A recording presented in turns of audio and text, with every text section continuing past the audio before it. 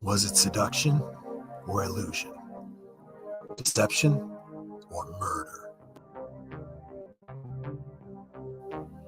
Nothing is what it seems in a town like Twin Peaks. Starring Kyle MacLachlan, Michael Onkeen, Lara Flynn Boyle, Sherilyn Fenn, and Joan Chen.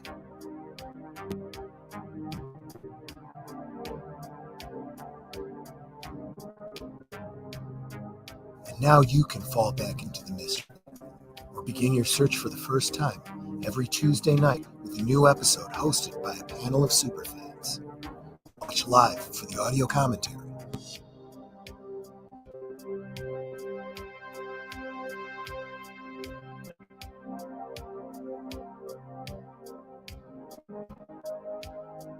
No one is innocent in a town like Twin Peaks.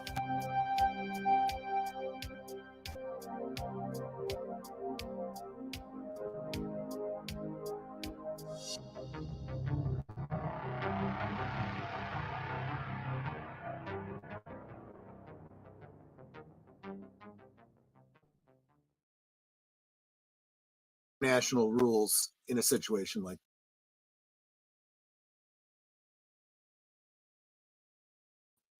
All right. Good evening, everyone out there in YouTube land. I am Deleted Scenes, and I would like to welcome you to Live from Sparkwood in 21. This show chronicles the 1990s cult classic Twin Peaks, created by David Lynch and Mark Frost. Joining me on this odyssey are super fans, Last Call Troy Pacelli, Netters Network, and Aged Boomer. So slide into a booth at the Double R Diner and join us for a damn fine cup of coffee and a heavenly slice of cherry pie as we bring you episode 27, The Path to the Black Lodge. That is, if YouTube, Cosme, and my computer will allow us to do so. I'd like to say hello to some folks in the chat who've been waiting patiently for us to get started. The first one here, FKHC 2005, aka Tim. Faithful Blue Wrench, the bird woman of YouTube.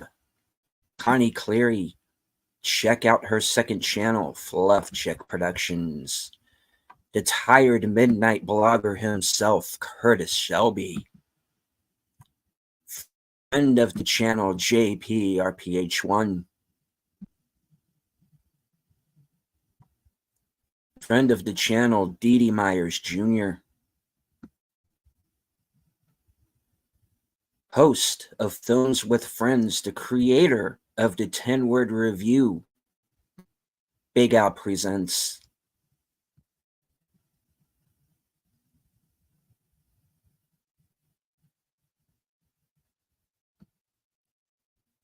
Joining us, at least for part of the show, Dad Man Walking, 55.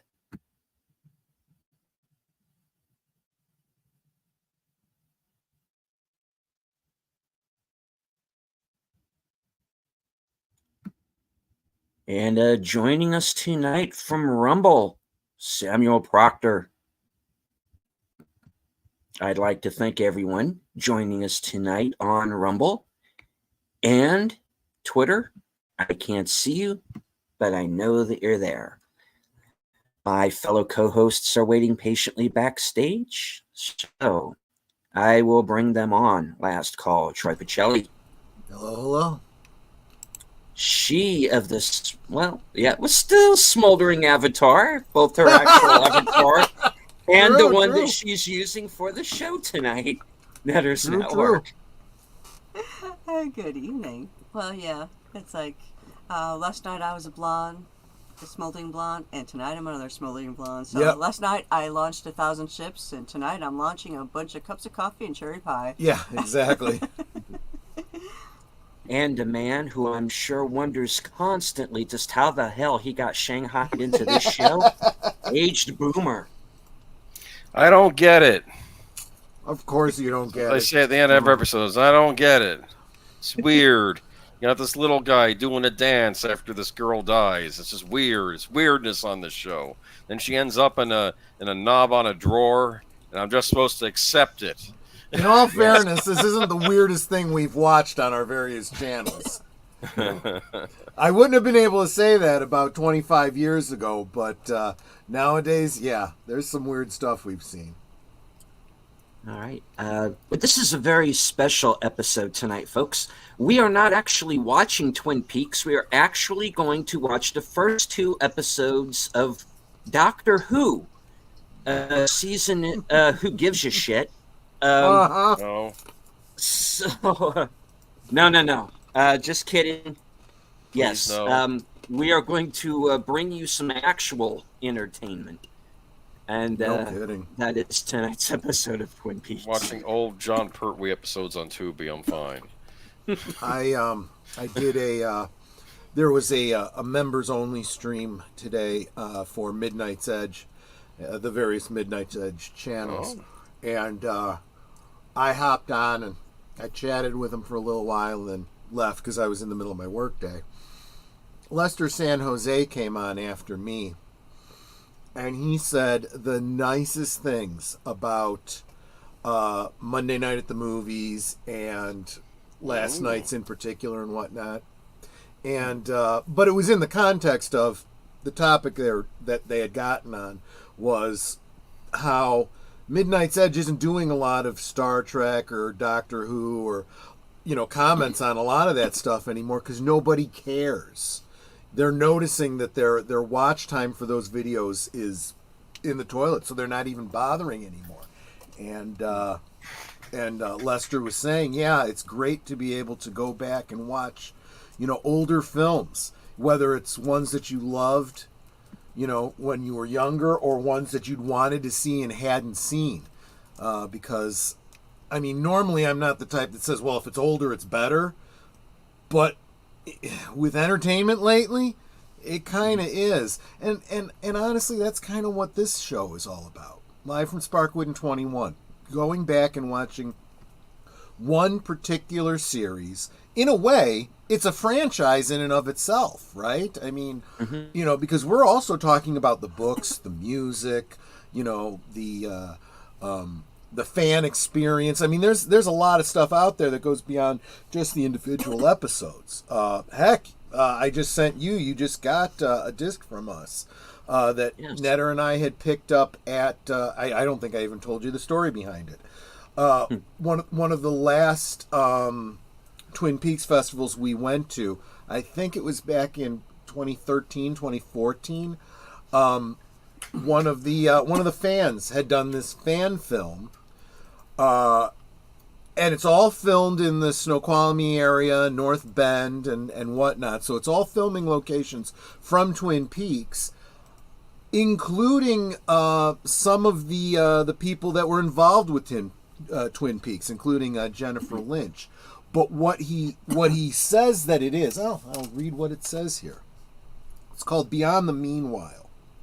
Mm-hmm. It is a reproduction of an actual nightmare experienced after a 24-hour marathon viewing the entire Twin Peaks television series. It was filmed in various locations during the annual Twin Peaks Festival in Washington State, as well as locations throughout Texas and Louisiana. This film is a tribute to the work of David Lynch and the world of Twin Peaks, created by David Lynch and Mark Frost. Special thanks to Jennifer Lynch, Al Strobel, Jan Darcy, Josh Eisenstadt, James Marshall, and Phoebe Augustine. So, yeah, those are the people that appear in it, by the way. And if you want, we can play that one day after season 2 wraps up, which is going to be happening in, counting tonight, 3 weeks. Right on.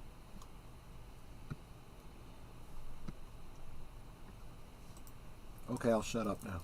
No, it's all good. right. So that is Beyond the Meanwhile. I have that title right. Okay, so coming soon after we complete season 2, Beyond the Meanwhile. And that's not one you have to wait on, Steven. You can go ahead and watch it. This is not anything like there's any spoilers or anything. No, I didn't think there would be. Yeah. All right. I am being very careful around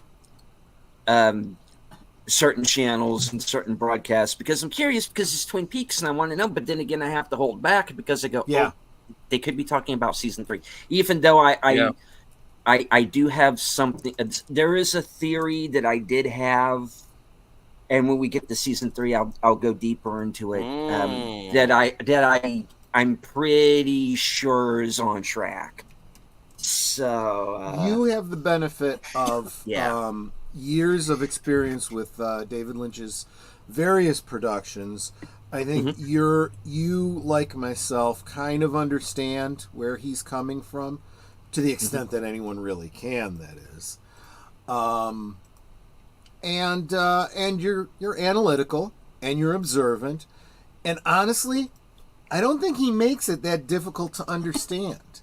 No. There are actual lines within, especially within the span of season 3, where I think he actually outright explains everything. And we'll talk about that, of course, when we get there. The butler did it? Yes. Yes, actually. Kind of. Yeah. Kind of. Roy, Kind of. why aren't you Billy Zane tonight? I like being me and welcoming people to Twin Peaks. All right. It's fine. I don't know. Well, All you don't right. think he looks like Billy Zane there? I do. I look like Billy Zane more like closer to now, yeah. Hey, as the old expression goes, God made a few perfect heads and the rest he covered with hair, right? There we go. There we go. Well, it's more like I'm so used to things going over my head that, it's frictionless now. All right. All right. I do believe now is as good time as any to get us started here. Yep. So everybody please head on over to Cosme, who has not yet done so, and join us for episode 27, The Path to the Collage. Yep. All right. And we... Yes? Yeah, no, go ahead. I'm ready. Did I miss something? Okay. All right. Syncing in 5, 4, 3, 2, 1. 1 to make like ready to go. Back to Flappy. I have to say, he was kind of cornered by the producers after the incident the other week, and they basically said, you're done. We want you gone. And he got very upset. Tears were flowing from his eyes, and he says, "Don't you do it! I got nowhere else to go. I got nowhere else to go." And so they kept them on. And Louis Gossett Jr. said, "I'll vouch for him." He was there. He came in to give the word, apparently. Yeah. I don't care about any of that as long as Deborah Winger was there. That's all I care about. David Lynch is, you see people that work with all the same actors and people all the time. David Lynch is clearly one of them. And I've mentioned previously, he brought back everyone that he could bring back for season 3. Even people that had passed, he found ways to honor them within the span of the show. And I didn't realize this until I was just kind of going through things for the next couple episodes. Some people from earlier in the show make some return appearances in the next couple episodes. It's always the ominous music. Oh, that's right. This is where we left off. Dead Ramey's not doing so hot. I was just going to say, it's hard to tell if he's dead or stoned. With him, you never know, right? Could go either way. Looks like he's wearing the helmet from Spaceballs. Yep. They're going to wreck that gazebo. What are they doing here? No, they're taking it down the stairs. Okay. Not over the edge. But I want to big know how the chess killer piece. got in there to begin with. With the crate. Oh, no, Leon. Leon could just bring it in there. He's tough, right? Oh, I don't think he's that tough. And I think he's a little shaky, Leo. too, with that head wound. And considering there are like, what, 5-6 people carrying that right now? He probably knew the way the Egyptians built the pyramids. That's the how he used. Oh, okay, he okay, used, yeah. You know, that's And see, that's the impressive thing, right? It's all part of the plan, right? It's impressive. It does cause you to go, how the hell? Hey, that guy. Yeah. Billy yeah, Garson. Holy smokes. Yeah, he's in all kinds of things. Oh, yeah.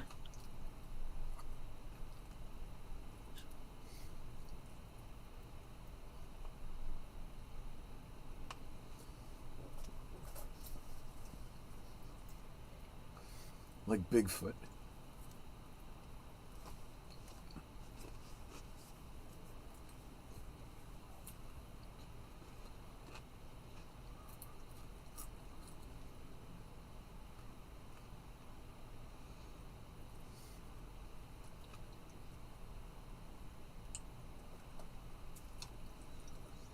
Rest in peace, Joxer the Mighty.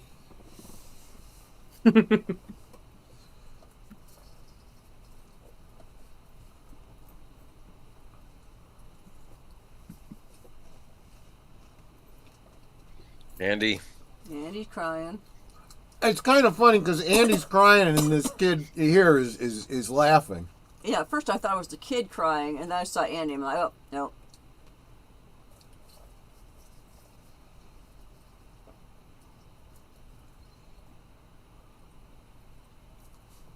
What does that mean? Well, Earl had chastised Dale Cooper, yeah. for not playing by the rules. So now apparently he's not either.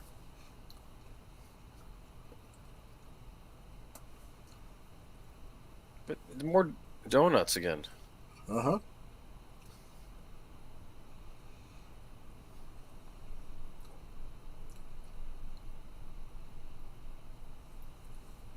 There is the place that I was saying that they got the donuts from in Snoqualmie. They have good, fresh baked donuts, but the cake donuts, the like fritter style donuts, just amazing. She's talking about choosing the father of her child. It's like, just have a DNA test done because you can do that at this point. True. Absolutely nothing.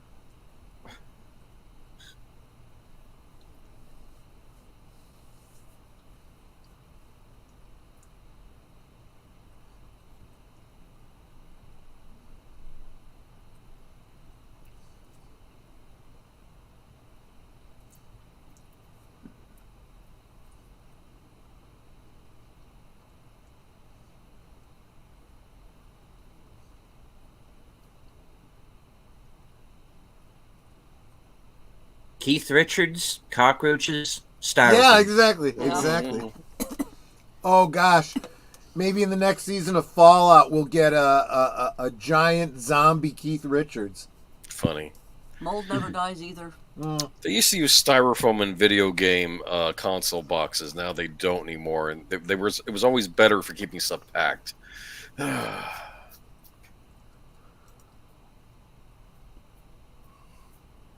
Is this the Chronicles of Billy Zane again? Oh, there's the Pine Weasel.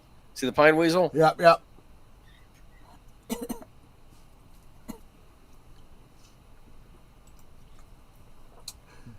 So his office, That piece of artwork behind him is in one of the side dining rooms. Oh, that's right. That's the room they used for his office. Never mind. Yeah. It has the fireplace on the one side and whatnot.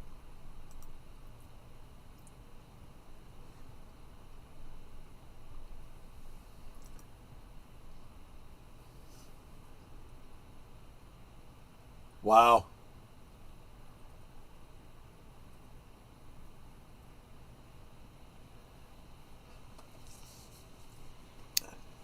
Let sleeping dogs lie. Right? Yep, exactly. Oh, you guys are starting already with the current episode memes.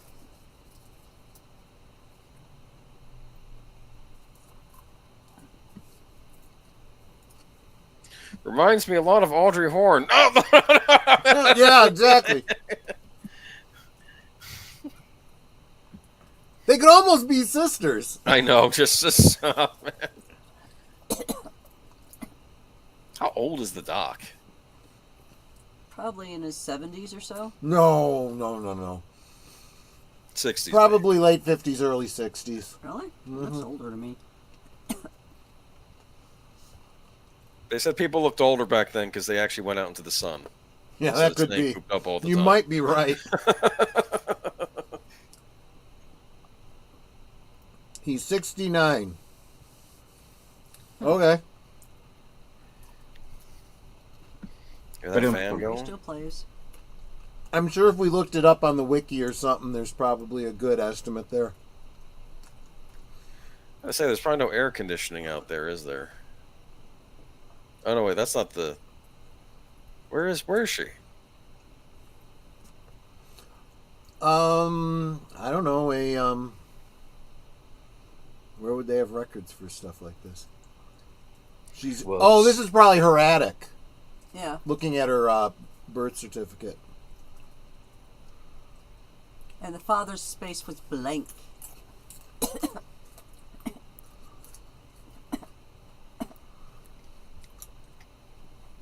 Hey, Nate. Needs a good storyteller. Against my better judgment, I try to watch not Doctor Who this weekend, No. and I need a stream to wash the bad taste out of my mouth. Yeah.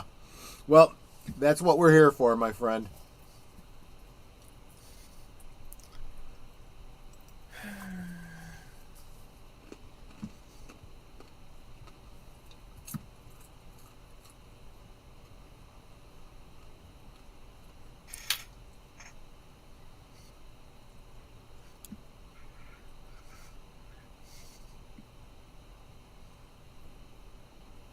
We like Hawk.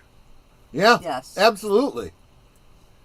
Yeah. I would say on the scales of moral compasses of characters in this show, I'd say he's like right at the top. Yeah. He's like Dale in a way, yeah. I'd say he's a good head above Dale. Yeah. In the morality, levels.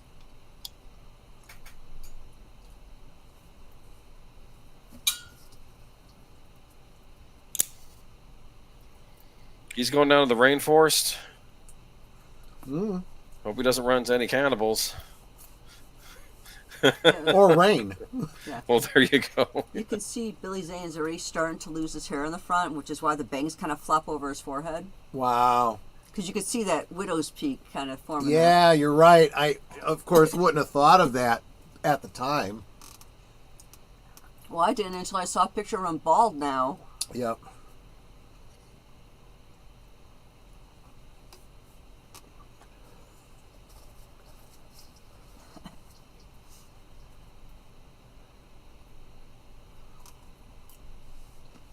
So remind me, does he come back for season 3 or? Who, Hawk? Yeah. Hawk Billy comes Zane. back. Oh, Billy Zane? I don't recall that he did. I don't think so.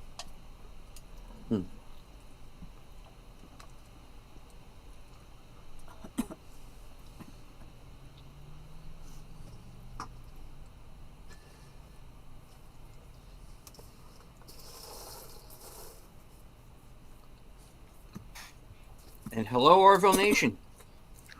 Hey, BJ.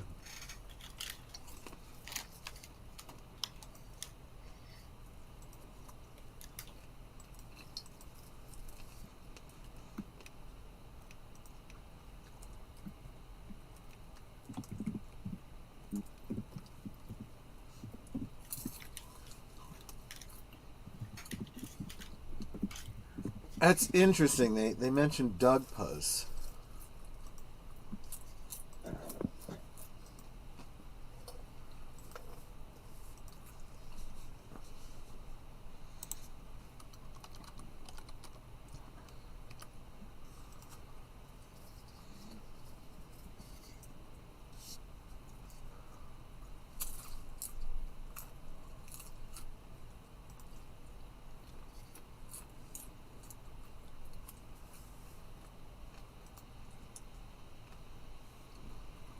Mm-hmm.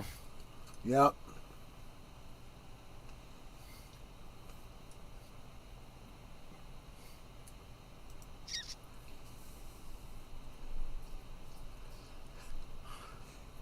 Geez, with you guys, we don't even have to watch the episode. We can just watch the chat for your memes.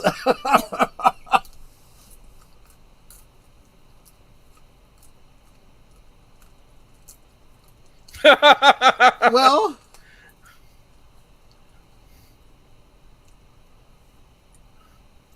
I've never eaten red herring. Can you eat it? I've only ever had it pickled.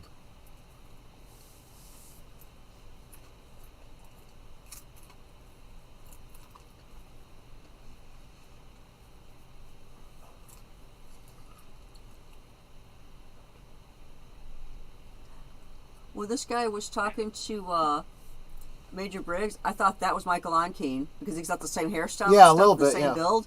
And then when Michael Onkeen came in, this guy was next to him. I'm like, whoa, is that his brother?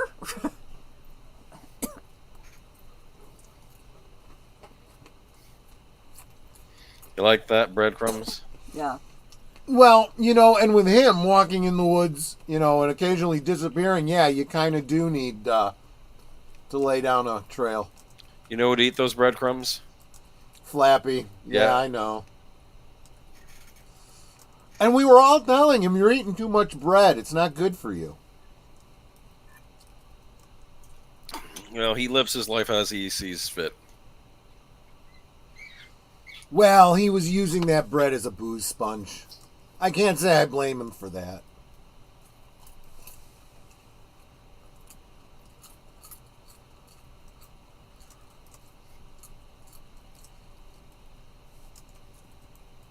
So for those of you that want to do a deep dive on the lore, there is an incredible amount of analysis that fans have done regarding that wall, that etching that they were just showing, the symbols and so forth.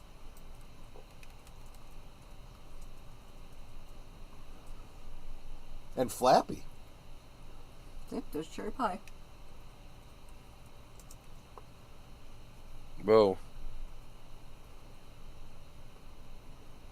So, her hand's not right.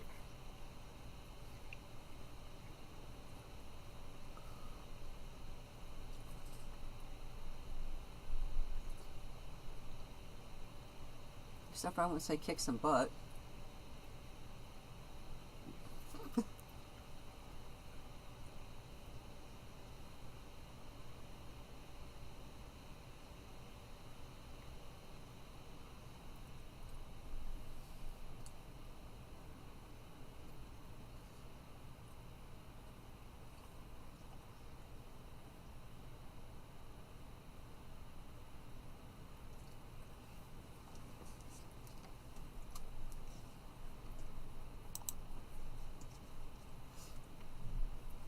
I don't think Bobby there would make a very good husband.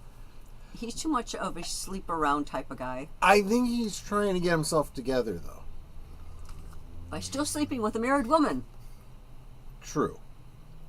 You know. And Hello Lee Mist. And also Logical Spock. Welcome, welcome.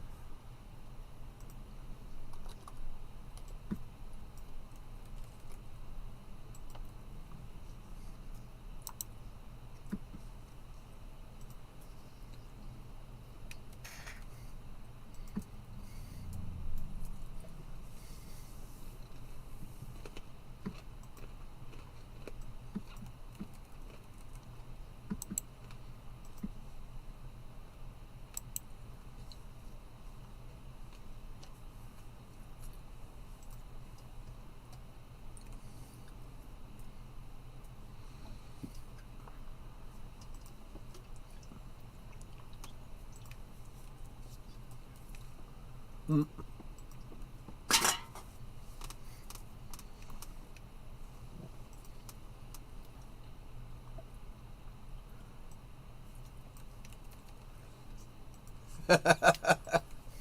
The timing. Yeah, my friend Gordon would like to ask you. Right, exactly. Exactly. Okay, do we know why that one woman's hand was shaking like that? Because she appeared to be in pain and it was shaking crazy. I can only speculate. I We don't don't get a remember. definitive answer on that one. There's something wrong with the cherries in the cherry pie. I think it has to do with the coffee. They were cursed.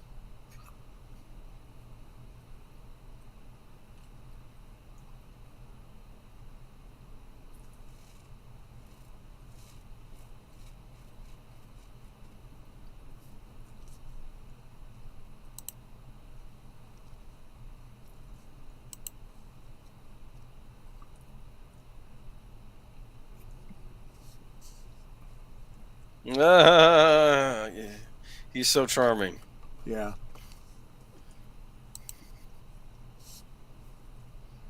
What's a gam? Legs. Right. Like,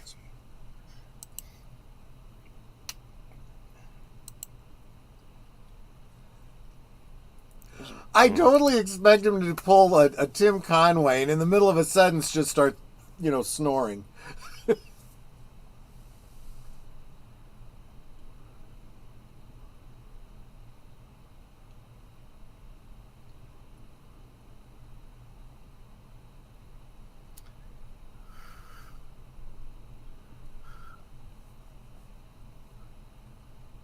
Oh, I thought she already married him. Okay, never mind.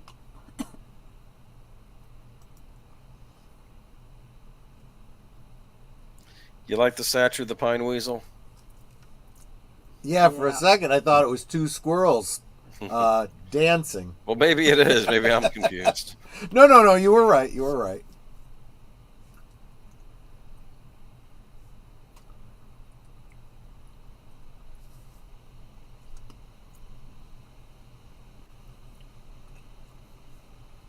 all the time.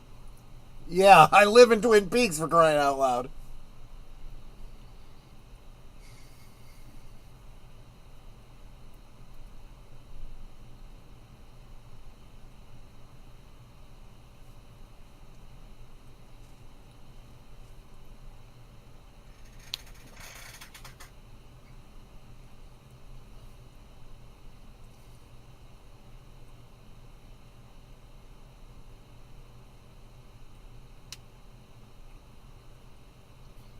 The fact that he asked her that specifically, he knew the answer already.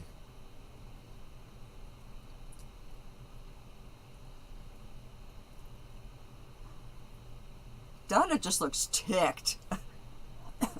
Yeah. She has resting bee face.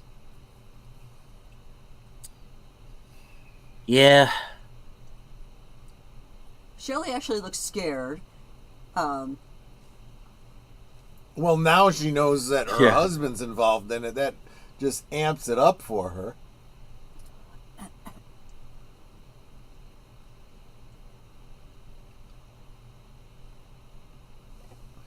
Evil or evil? Evil, yeah, exactly.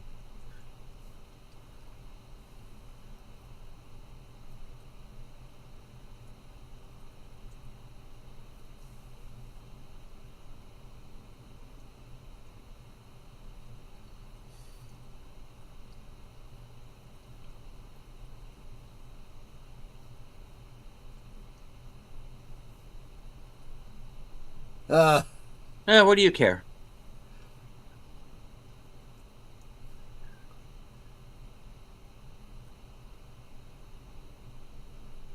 I don't think he's even clued into what's going on around him.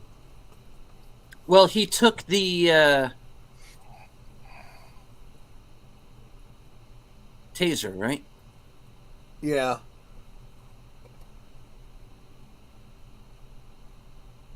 Oh, this is funny.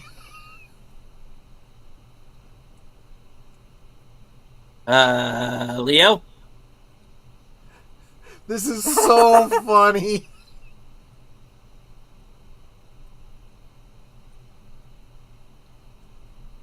Like, what the heck? He does it twice. Because he figures if he pushes the button and gets shot. And third time. 3.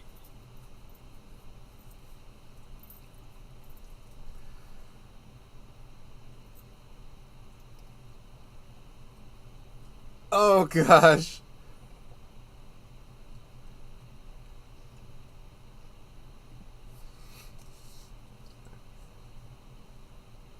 Yeah.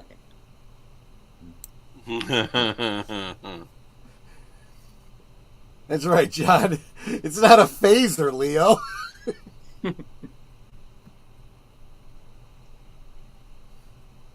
It's amazing how people are able to just carry those 2 small suitcases back in the day, because I never could. And they obviously so light. They don't have anything in them.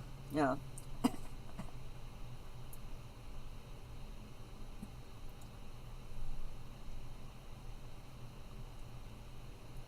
Who's not? That was shocking. Yes.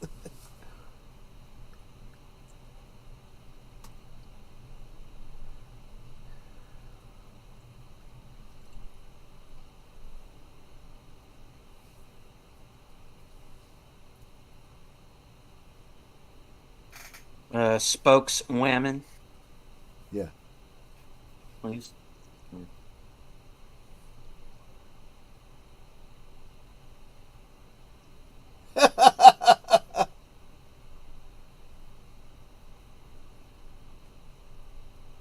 Mm-hmm.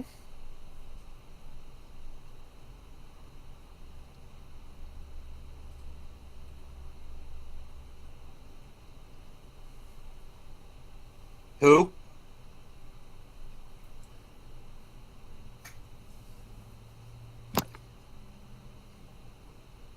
Yeah, Billy Zane. They usually don't ask for characters by their actors' names. No, I was kidding. Okay. Yeah.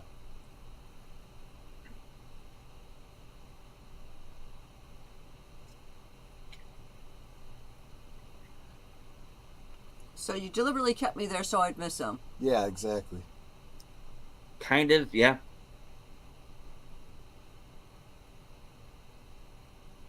She's up in room 237, Pete.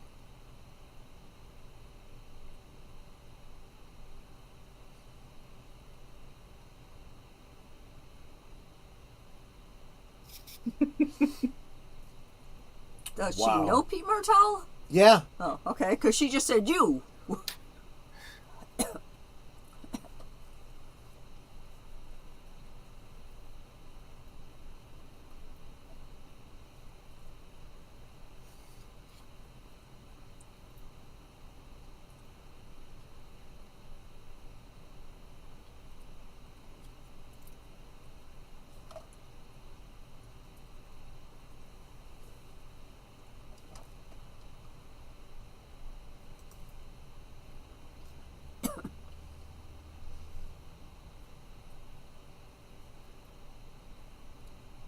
Of course you are.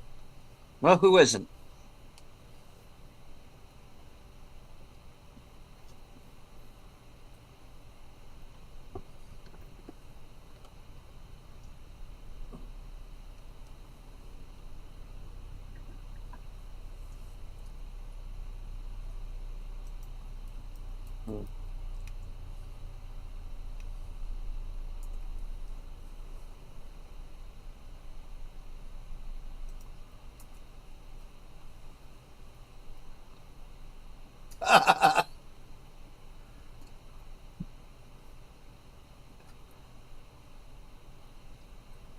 Dankeschön, darling, Dankeschön.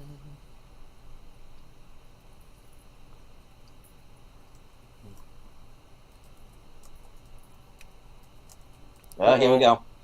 Yep. What was going on here?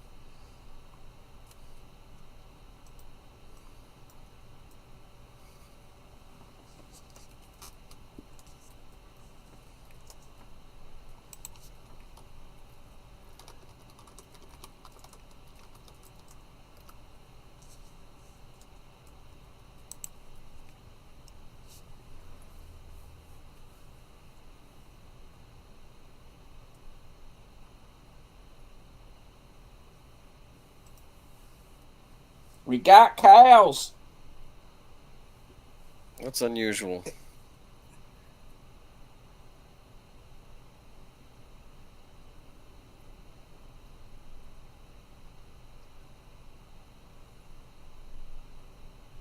Oops.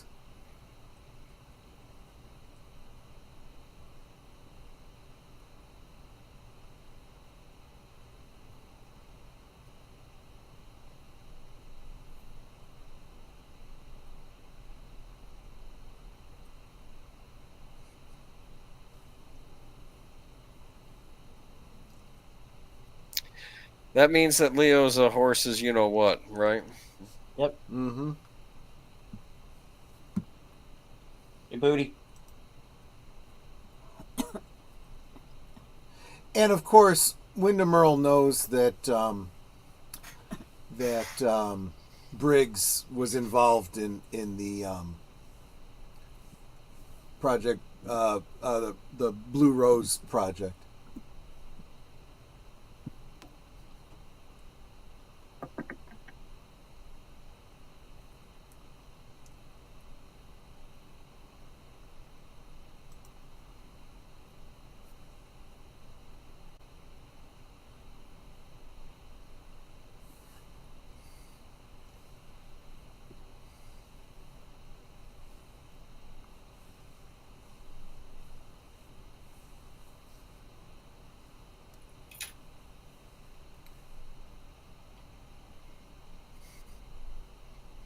However, Yep.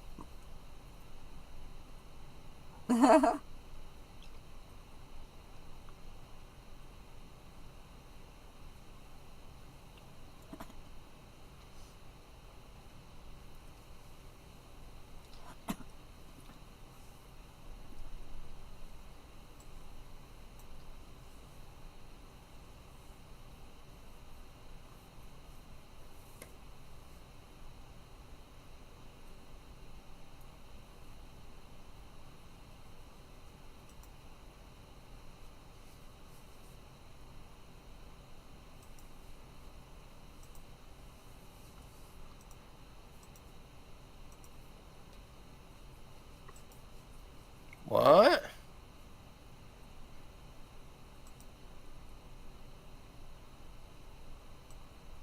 this Breaking Bad prequel is weird. Weird.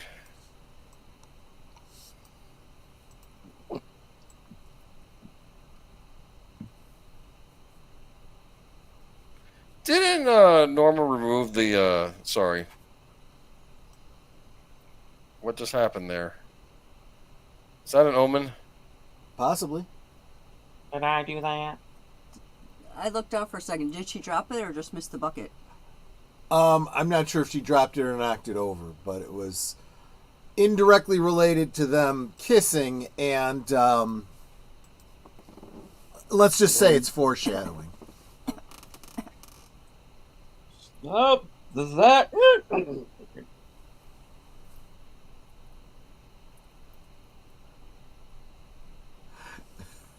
He's like, okay, hold on. Hey. He's like, he's laughing because he's like, you're going to have the FAA on you. Driving out on a runway like that.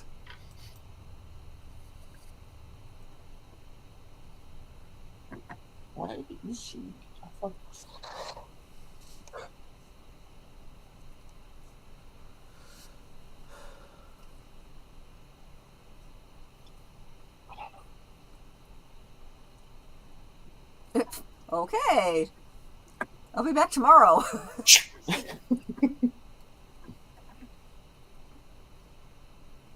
Well, yeah. it's your jet.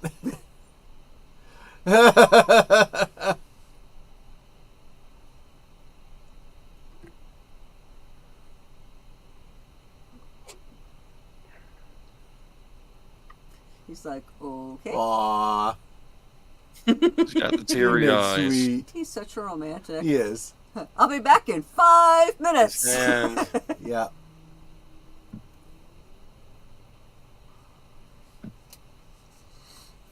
So he showed emotion. His hand started hurting. Possibly. Cooper and what's her name kissed. That was an emotional thing.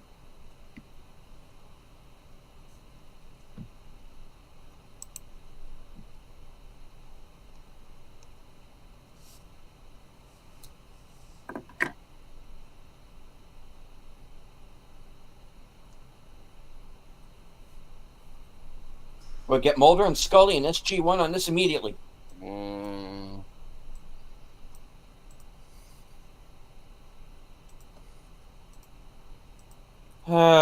Canadians. North Carolina.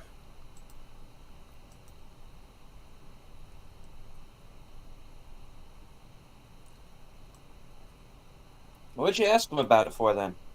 Right? Asshole. Is that truth serum? Or is that poison?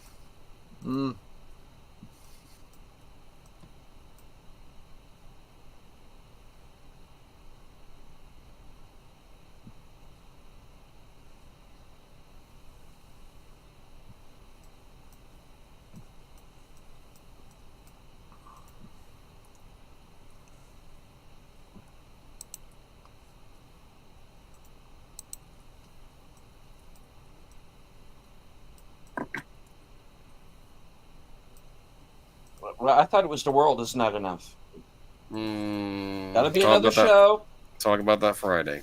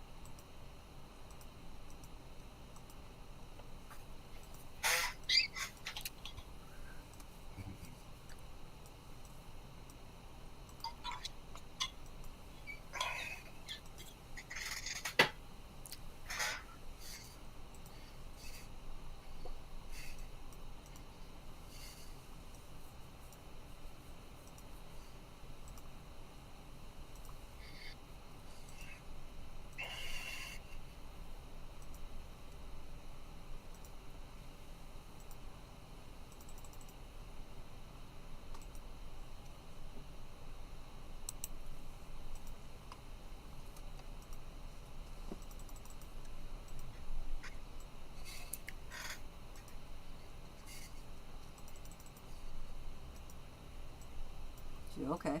When Jupiter is in line with Mars, 'tis the dawning of the age of Aquarius. Sorry.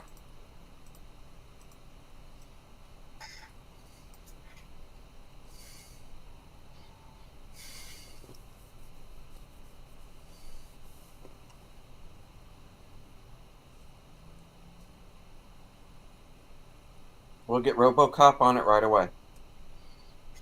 I don't think he'd be able to handle that. He'd just shoot his gun at it. Oh, I see. Fair It's enough. the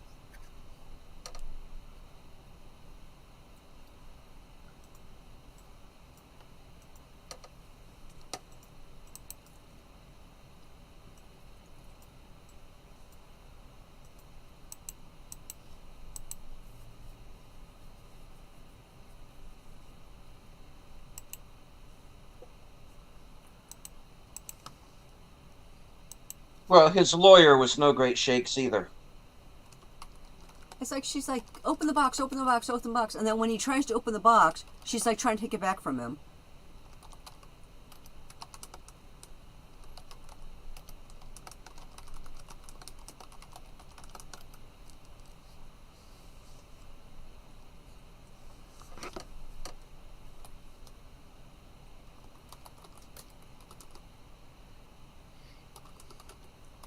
What's in there?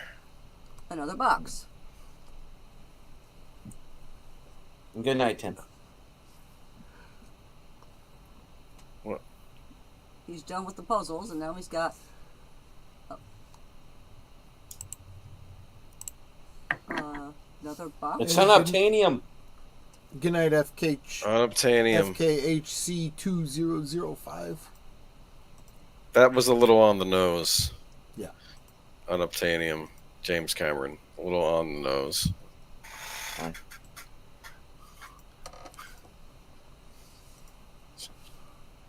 If it helps, I was originally going to say kryptonite.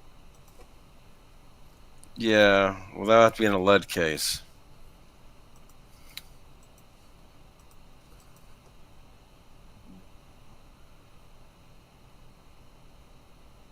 Well, if you received one of those boxes, you're being led somewhere.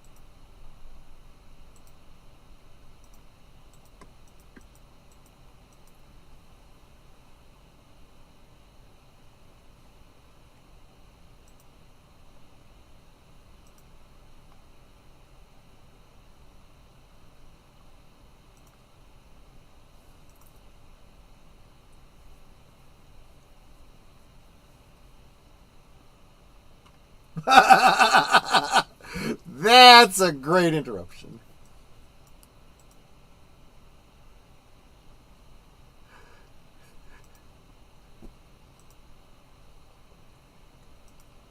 Boy. Yeah.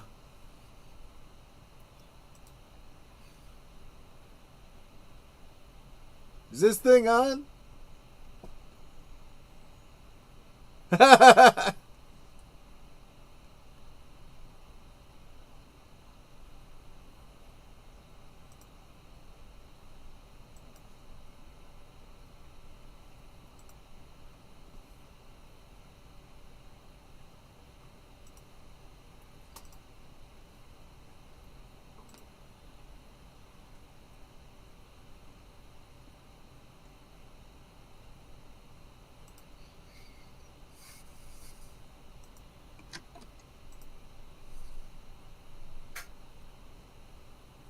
Okay, socking her into John, saying Pop Goes to Weasel is out. Yeah, exactly. Ow. Consarn it, Dougie! Okay, how did the microphone get up again? The guy lowered it. He was probably screwing with He it. probably moved it. Yeah, see? Yeah, it's moving.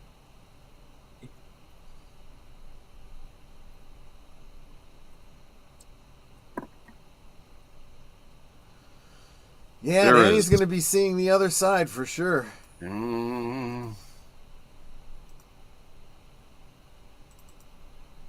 going on here? No, no.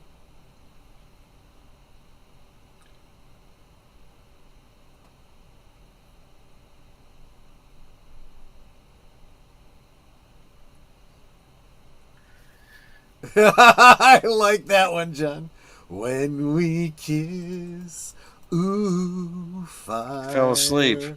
Walk with me. Yeah, exactly.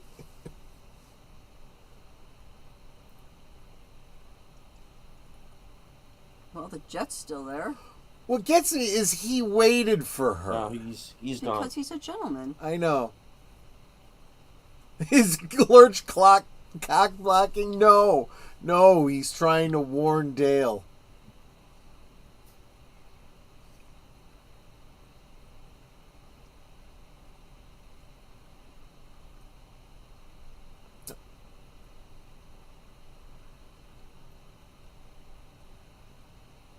Yeah, but did you do it?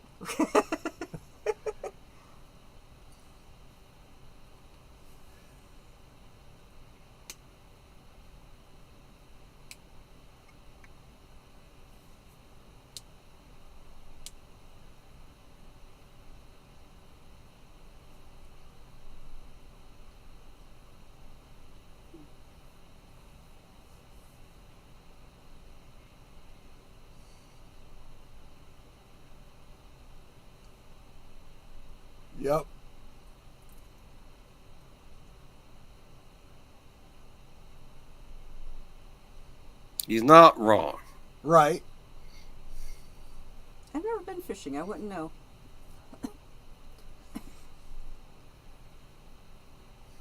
He is just a nice guy, you know? Yeah.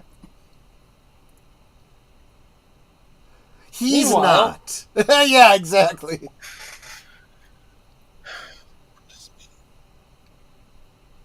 What does it mean? What does?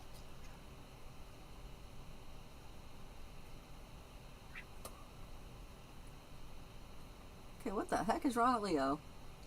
We've been asking that since he was first introduced in the show.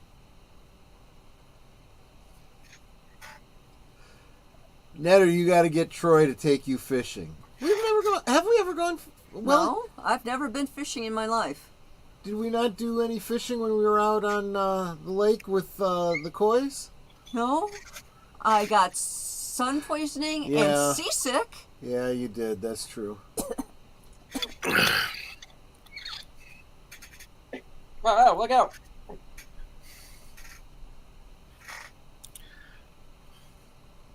But whatever it is, Cooper's not allowed to do it because the Giants said no. Yeah, we all know there's something wrong here. Yes, yes, that was incredibly on the nose. Yes. And my personal opinion, I think the shaking hands is directly related to the Giant returning, the warning, Dougie saying there's something wrong here.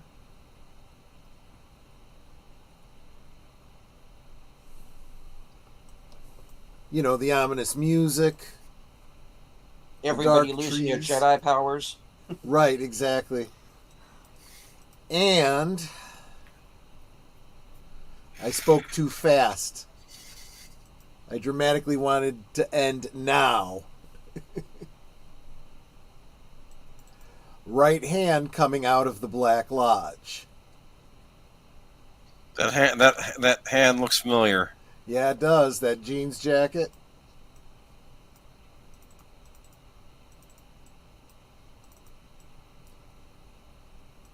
Bye-bye.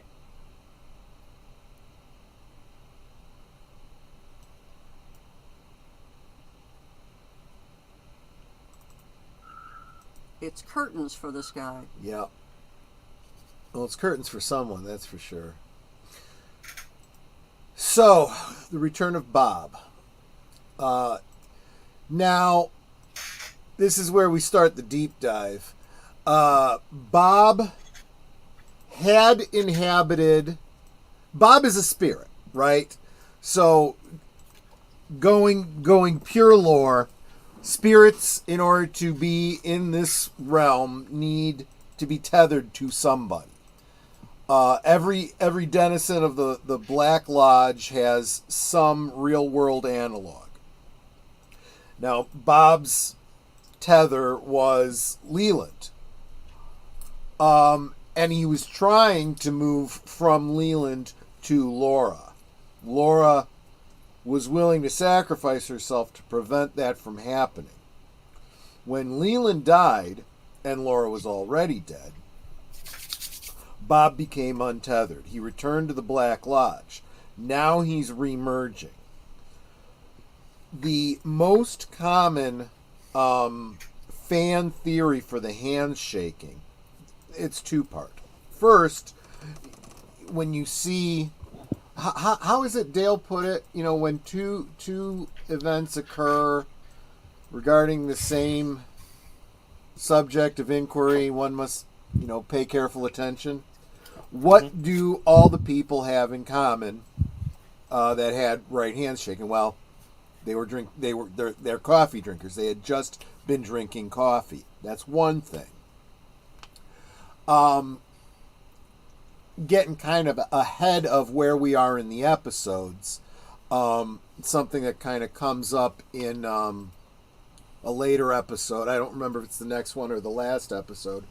And in Fire Walk With Me, there's a corollary drawn between coffee and like motor oil. People say that when the Black Lodge opens, they smell something like burning oil. And whereas coffee can be thought of as the lubricant that people need to get going in the morning and keep things running smoothly, and if they don't have it, their hands start to shake, right? Caffeine withdrawal. But I think some red herrings, although it's worth mentioning, is the fact that in Fire Walk with Me, both Laura and Teresa Banks talk about their left hands going numb, which most people associate with the ring that is featured in Fire Walk with Me. Again, left hand. Symbolism of left hand being evil, right hand being good. It's on your left shoulder that the devil sits. It's on the right shoulder that God sits. But it's the right hand that's shaking, and it's the right hand that appears from the Black Lodge. People have also tried to make the connection. Again, this is a little bit spoilery for Fire Walk with Me, but we've previously done a Fire Walk with Me watch party together. The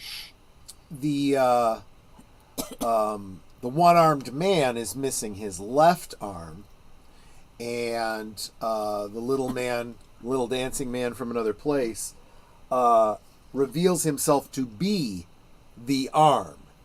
In other words, he is the arm that was cut off from Mike, the other Black Lodge denizen. But again, we're talking about left arms, not right hands, so maybe not connected. But I'm throwing these things out in case, just in case they jog anything for you. My personal theory is that Bob, the shaking hands was an indicator that Bob was returning. Bob is looking for a new tether. He needs one in order to stay in this realm. We don't know who that woman was in the diner. We haven't seen her before. I'm not sure that we see her again.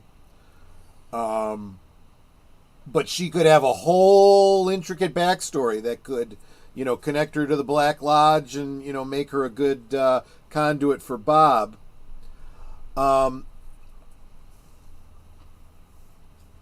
Pete could be interesting, right?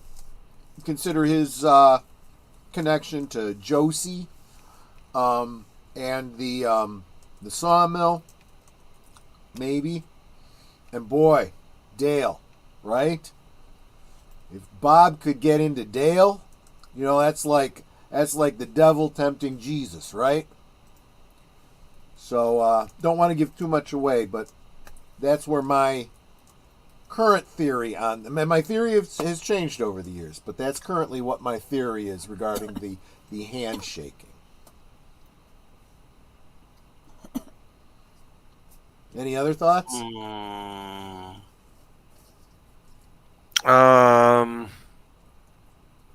Rainforest.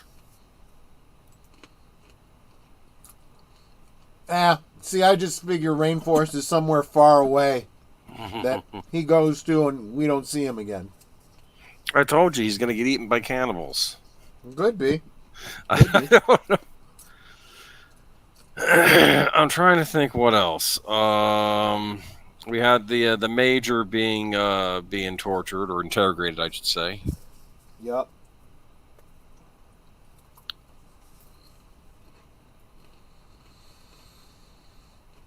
Andy cried again. Okay, sorry, go ahead. Right. Well, no, actually, we'll take that one first. I always thought that was kind of silly and dopey, but the more I've thought about Andy, the more I realize that he's very much a kind soul. He's got a great heart, and that's an important characterization for someone within this kind of a thing. It's like bright spot in a world of darkness, right? So, Troy, you should change your avatar to Agent Cooper to match Netter's avatar. I hadn't thought about that. Maybe I'll do that for next week. But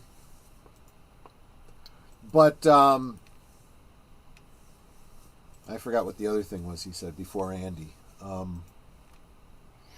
Rainforest. Oh, The well- interrogation of yeah. Not Major Briggs. Major Briggs has a much bigger role, I think, than I ever realized going through the first two seasons. I don't think this is a spoiler because it doesn't really give anything away, but the final dossier is mostly written by Major Briggs. So we do get more insight into that Project Blue Rose and all the stuff that he was talking about in the episode today. You know, looking into space, looking into the woods at Twin Peaks, and so forth. The Black Lodge, the White Lodge, all of that kind of stuff. The disappearances. Because you know that the government is involved in this mystical kind of research, has been for a very, very long time. And he is basically one of the agents of the government, you know, involved in that. He knows more about it than... He actually, at this point, I think, knows more about it than Agent Cooper does. But he is more of a counterbalance to Wyndham Earle than Dale is. Dale is kind of like the Moby Dick to Wyndham Earle, whereas Major Briggs is kind of Earl's mirror reflection. And again, these are all my interpretations. Take them or leave them. I might be wrong. I might be right. You know, but, you know, I think that it helps for us to share our ideas because it helps us come to a higher understanding of these things. Welcome, Maria, with Tea and Telly. I'll tell you, Maria, you should really be hanging out with us more on Tuesdays. A lot of the lore in Twin Peaks, they take directly from Buddhism. They specifically refer to the Dungpas and whatnot, the mystical elements of Buddhism. So I think you would have some really great insights into this lore. So what about Ben Horn, huh? His story is continuing. We also got some great peeks into Twin Peaks, even into his past. Seeing those pictures of him from about 20 years earlier with the mustache. Mm-hmm. That was kind of funny. But we're clearly moving that story along. I think we're going to be leading up to something with him and the Haywards and Donna and whatnot. There's going to be a payoff there. I was saying, I think I said before the stream in the backdrop, looking at these last 3 episodes again recently, I realized that for a show that ended after 2 seasons, well, put on indefinite hiatus, and although there are some cliffhangers coming, some major ones, but not Major Briggs. But not Major Briggs, right. It is gratifying to realize that there's actually a lot of storylines that get tied up before the end of the second season. They left less hanging than I remembered them doing. So More with the puzzle box. Maria is saying that she'd love to see more of these. She's getting ready to do her meditation right now. You know, that's David Lynch himself is very into transcendental meditation, has been for a long time, studier of Buddhism, and it's very clear that he's intentionally weaving all of that into Twin Peaks.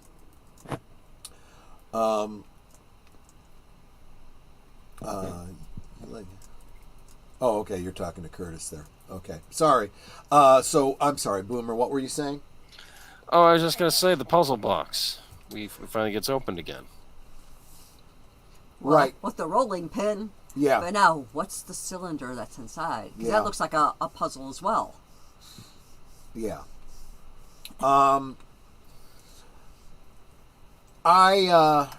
Yeah, and there's a lot of how would Wyndham Earl.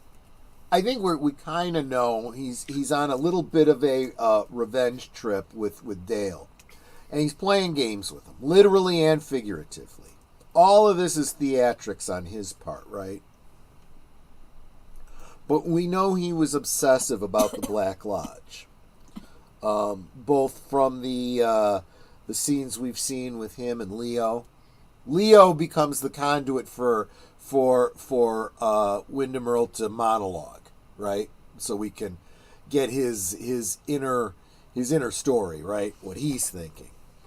But also seeing those tapes, those record tapes of recordings of Wyndham Earl and what he had found and whatnot. You realize he's obsessed with the Black Lodge. How to get into the Black Lodge. He wants to get into the Black Lodge. He thinks that it's a conduit to some kind of power for him. He wants to... he's playing with things he doesn't fully understand. He probably understands more than most, but... yeah. I mean, he's going to become an example of a little information is dangerous, and you could be ignorant and you can be stupid, but don't be both at the same time. And I think you're going to find out that's the case with Wyndham Earl.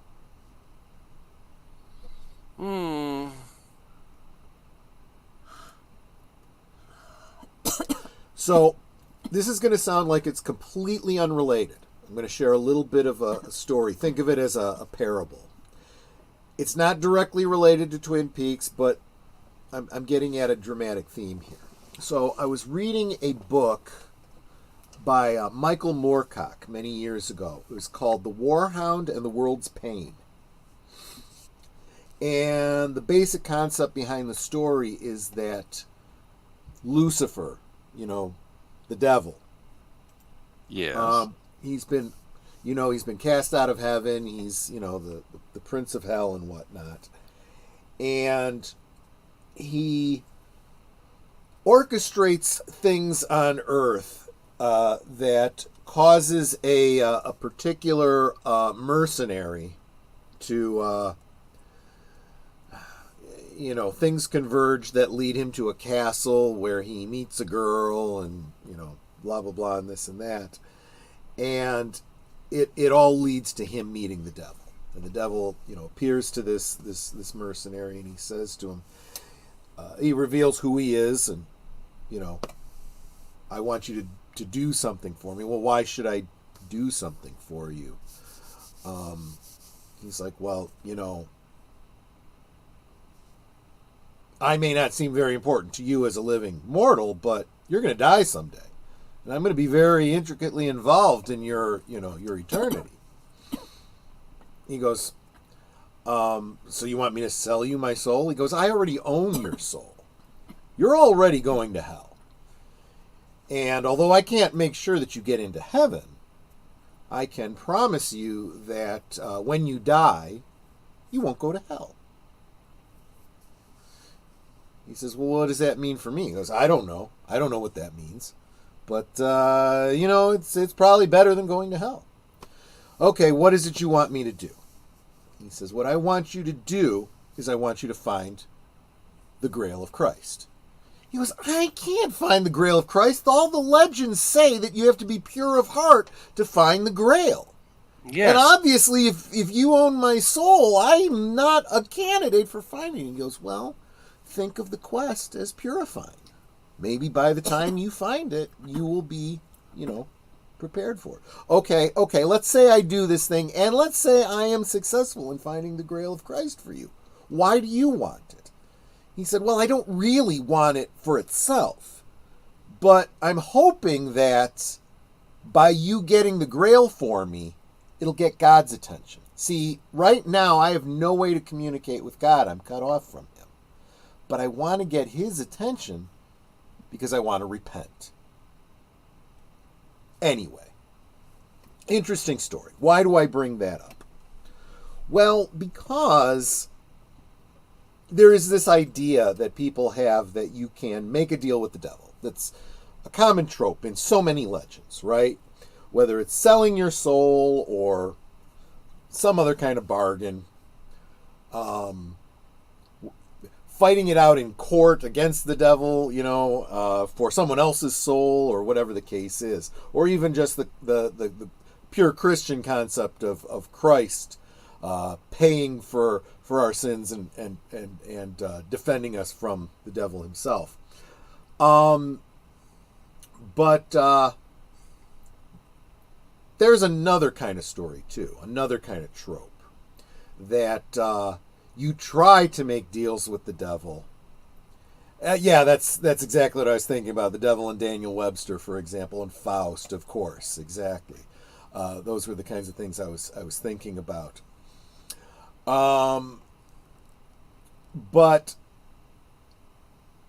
more often, what I think is the closer to the truth is people try to make deals with the devil, and the devil says, ha, ha, ha, yeah, screw you, and then devours your soul. I'm just going to leave that little parable and that little thought out there for you to chew on over the next couple episodes. Stephen, I'm pretty sure you know where I'm going with that.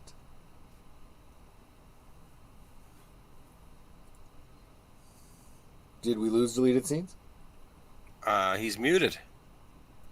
Snapple. Okay. Oh, okay. Sorry, folks. Well, that was dramatic right. silence. Yes. All right.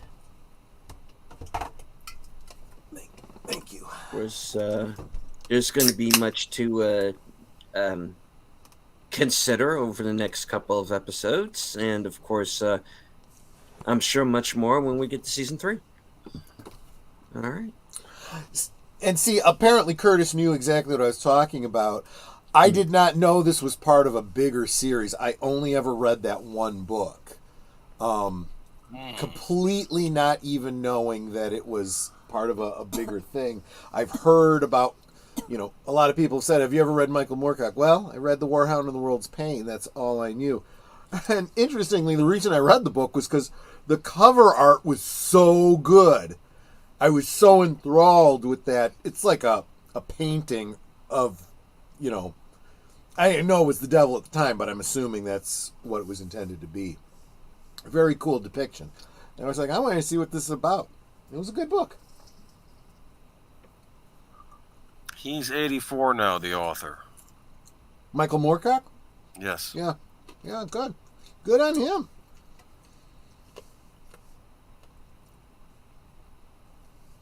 Yep. So that's all I got. I think I gave us a lot of lore to think about. I'd like to think so. I'm bucking for a raise here. Yeah.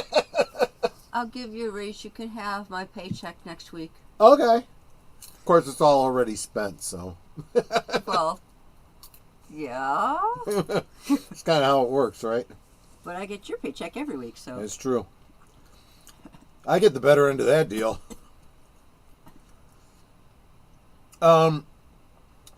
Actually, Stephen, John brings up a great question. We should probably talk about that. I was going to actually bring it up in the backdrop, but as long as it's coming up in the chat, Are we doing Fire Walk with Me next, or one of the books? We can't really do well. I mean, we could talk briefly about the Access Guide to Twin Peaks, but we could do that at any time. That's not What is necessarily- that? If Sound you like imagine Twin Peaks, the technical manual? no, well, kind of. It's kind of like yeah. it's kind of like those travel guides you used to get, back when, before the internet, when you got books, a travel guide if you're visiting a place. It's kind of like that for Twin Peaks. It goes a little bit into some of the history and the locations, the sights to see, and whatnot. Might not be bad for us to talk a little bit about Twin Peaks as a town, give you some of that backstory from that. But I'm not necessarily thinking that needs to be the next thing after the last episode of Twin Peaks. I do think, I've been thinking, and tell me if you'd agree, Stephen, maybe we should revisit Fire Walk with Me before we jump into season 3. Absolutely. Okay, so we will be doing that. If not next, then fairly soon, and that'll probably be a longer night. Then it'll be the 2 hours or 2 hours plus. Let me think. We really can't go into the final dossier and the secret history of Twin Peaks until after season 3. That gets a little spoilery.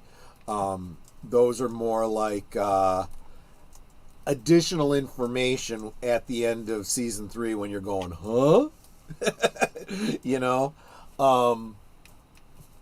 Some of that could get very confusing, especially as we go into Fire Walk with Me. Let me think. What else? Nate is asking, did Fire Walk with Me come out before season 3? Yes. Yes. In fact, it came out immediately after season 2. Almost immediately after. Yeah. But it is a prequel. So one of the things we had talked about is we had considered the possibility of doing Fire Walk with Me first. But I think what we decided was we'll watch it in like release order, kind of the way we originally experienced it. In other words, like if we were going to do Star Wars, we'd do Star Wars Empire Jedi and then do the prequels rather than doing them in chronological order, for anyone that's, experiencing it for the first time. John says, I would like Fire Walk with Me. If not next, then soon. I always mix details of that movie with the events of seasons 1 and early 2. Yes, I understand why you would do that. So yeah, it'll probably be pretty close to next. I do think that we will. And this would be my suggestion. Of course, it's up to Stephen because it's your stream. But I was thinking after the last episode, rather than jumping right into Fire Walk with Me, we take a week, maybe 2, but at least a week to kind of look at some other material, right? We'll look at Beyond the Meanwhile. That'll be very brief. And then I will share with you guys the documentary on Flappy, the biopic about Flappy. Oh, okay. That'll be interesting. Maybe we'll look at another couple things, a little side jaunt, like we'll look at those Japanese coffee commercials, which in my headcanon are part of Twin Peaks narrative. Is it like those Taster's Choice commercials? Like an ongoing narrative? Yeah, kind of. At least the commercial, the way the commercials are put together, yeah. That's actually a very good analogy. I remember those. unlike the Taster's Choice commercials, you actually get a resolution at the end. You know, that narrative kind of, wraps up by the end of them. You never get that with Anthony Stewart Head and whatever the girl's name was. I don't remember. Yeah, did you remember that? That was Giles from Buffy. Before Buffy. Yeah. And then it's like, we'll always have Taster's Choice. Wasn't that always a thing in the commercials? Yes. Like, yes. It's like, instead of we'll always have Paris, right? I don't know. Japan does have some good individual wrap flavors coffees. Yeah. And if you guys really want to, the commercials are out there on YouTube. It's for Georgia Coffee. You just look up Georgia Coffee Twin Peaks, and you'll find it easily enough.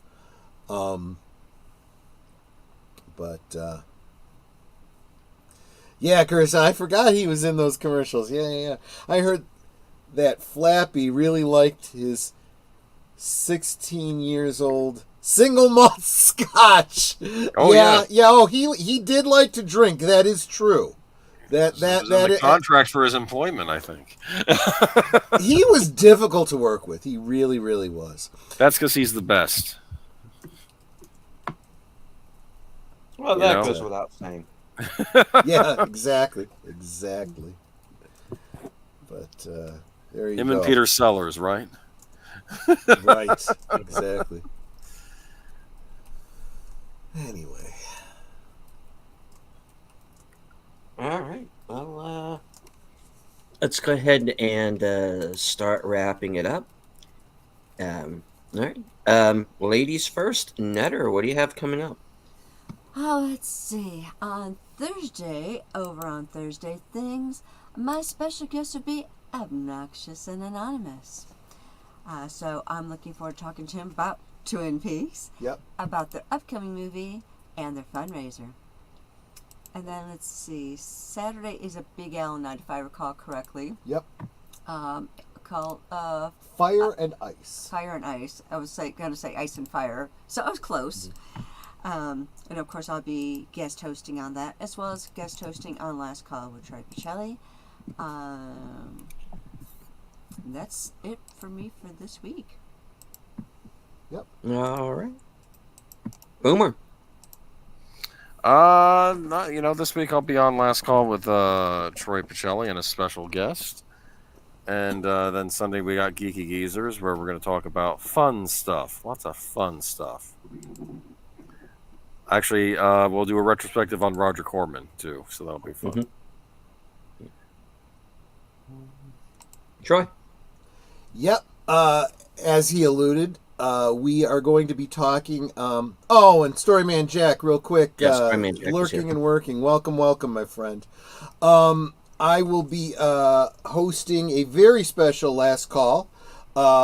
Really, because Boomer's been after me to do this. After we did that Indiana Jones retrospective, he wanted to do a James Bond retrospective. So I was just waiting on our returning subject matter expert, Michael French of Retroblasting. He'll be joining us on Friday for martinis and talking about James Bond. And yes, as Netter had mentioned, Saturday on Big Al's channel, we will be watching the Ralph Bakshi classic, or at least cult classic, Fire and Ice. And then, that Geeky Geezers thing, and, all the stuff that Deleted Scenes is going to be talking about now. All right, yes, and I am going to be back tomorrow night at 7 p.m. along with Jedi Bill for the Season 1 finale of Fallout. I'll be joining him again Thursday at 4:30 for Action Theater. Tomorrow, Thursday's movie will be The Great Escape. Then, of course, later on that night, after Thursday things will be the weekend update. Where I'm going to be letting everybody know what I'm going to be doing for the rest of the week. So stay tuned for that. Yep. All right.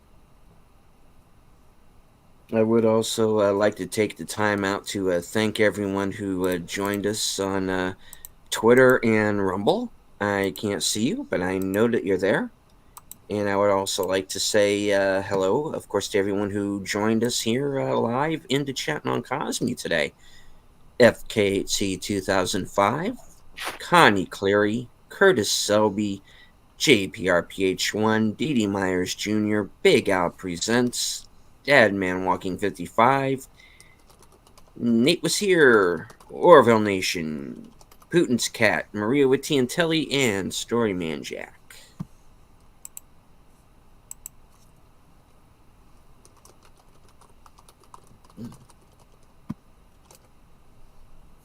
Oh, and of course, Lady Mist, who, Emoji Queen. Okay. Any last words before we close out the show? Well, I can do my outro. Yep. Please. Please make sure that you are sub to every member of the panel as well as every member of the chat on all of our streams, because Deleted has a stream open as well as myself, Troy, and Age Boomer. So please make sure that you are sub to every member of the chat as well. And if you think you're sub, please go back and double check that you're still sub, because YouTube sometimes takes those away, and that's really discouraging to see. And with that said, we can talk amongst ourselves, and that's all well good and fun, but it is so much more fun when you guys are joining us in the chat, and you're dropping your comments, questions, trivia, being goofy, whatever it may be. And it doesn't feel like we're separated by miles or continents in some cases. It feels like we're all hanging out in the same room, enjoying each other's company and having a great time. And you guys, you know you're not just our friends. You are our family. We love you guys, and we appreciate you so very much. You can be anywhere right now, and you're here. That is so encouraging. I love seeing you guys here on all of our streams every week. It's just so great to see all the familiar faces and then the occasional new ones, and how welcoming you are to those new faces or new names. So thank you for being here. Thank you for being a part of our family. Until next time, I hope that, which will be Thursday on Thursday Things. Good night and God bless.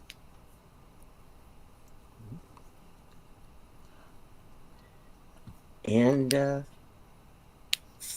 don't forget to join us right back here next week, same bat time, same bat channel, for episode 28 of Twin Peaks.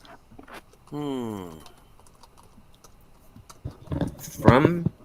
HQ in all points north, south, east, west, and beyond, good night, take care, stay strong, because this is how we win.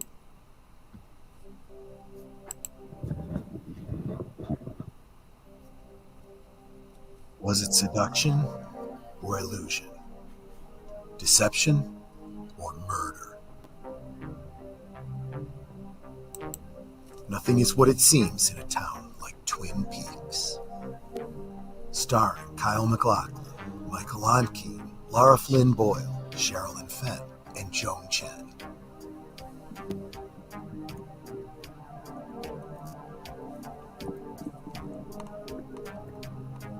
And now you can fall back into the mystery, or begin your search for the first time every Tuesday night with a new episode hosted by a panel of superfans. Watch live for the audio commentary.